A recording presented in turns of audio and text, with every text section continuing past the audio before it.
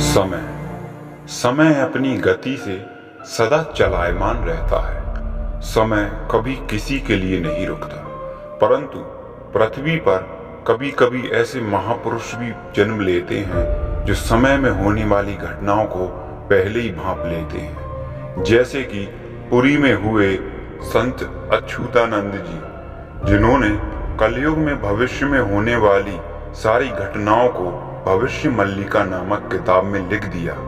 और दोस्तों, उसमें उन्होंने कलयुग के अंत के बारे में भी कई भविष्यवाणियां की हैं और कई भविष्यवाणियां तो उनकी सच भी हुई हैं। तो संत अच्युतानंद जी लिखते हैं कि 2024 में शनि मीन राशि में प्रवेश करेंगे, और शनि जब भी मीन राशि में प्रवेश करते हैं कुछ न कुछ भयानक घटता है।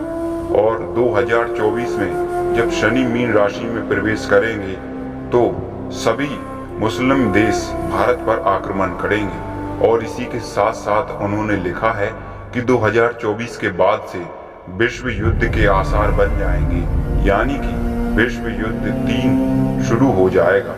दोस्तों, उसमें वह लिखते हैं कि विश्व की अधिकांश आबादी इस विश्व युद्ध में मारी जाएगी। और इसी समय में भूकंप जैसी प्राकृतिक आपदाएं और जल भी अपना विकराल स्वरूप दिखाएगा, और सुनामी जैसी प्राकृतिक आपदाएं भी पृथ्वी पर आएंगी। जो सूर्य हमें जीवन देने का काम करता है वही हमारे लिए मौत का कारण बन जाएगा।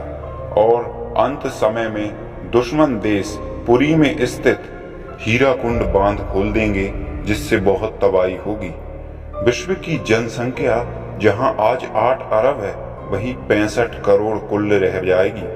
और इसी के साथ साथ मानव द्वारा बनाई गई उसकी सारी टेक्नोलॉजी ध्वस्त हो जाएगी और काम करना छोड़ देगी। वैसे तो हर एक युग का अपना काल चक्र है, उसी प्रकार कलयुग की उम्र 4,32,000 साल बताई जाती है, परंतु पृथ्वी पर पाप अधिक बढ़ने के कारण कलयुग मात्र 5,000 साल तक का ही रह जाएगा। और जैसे ही कलयुग अपनी 5,000 साल पूरे कर लेगा, तब भगवान कल की अवतार लेंगे। भगवान कल की उस समय पापियों का और कली का नाश करेंगे, और जो भगवान के सच्चे भक्त होंगे वही बच पाएंगे, और उन्हें छोड़कर भगवान सबका नाश कर देंगे। और इस पाप के युग का, कलयुग का, और उन पापियों का नाश कर भगवान कल की सत्य की और सतयुग की स्थापना करेंगे। फिर शुरू होगा एक ऐसा युग जिसे हम स्वर्ण युग कहते हैं, जिसे हम सतयुग कहते हैं। फिर शुरुआत हो जाएगी सतयुग की। दोस्तों, आज अगर हम भविष्य मल्लिका की बातों को पढ़ें तो भविष्य मल्लिका हमें बताती है कि हम कलयुग के अंतिम चरण में चल रहे हैं। तो कलयुग के बाद सतयुग, सतयुग के बाद और भी युग आएंगे, फिर कलयुग आएगा।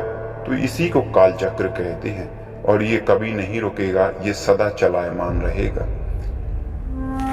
दोस्तों, आपकी क्या राय है भविष्य मल्लिका में लिखी गई इन भविष्यवाणियों के बारे में? हमें कमेंट सेक्शन में जरूर बताएं। और अभी तक अगर हमारे चैनल कालचक्र को सब्सक्राइब नहीं किया तो उसे भी सब्सक्राइब कर लें।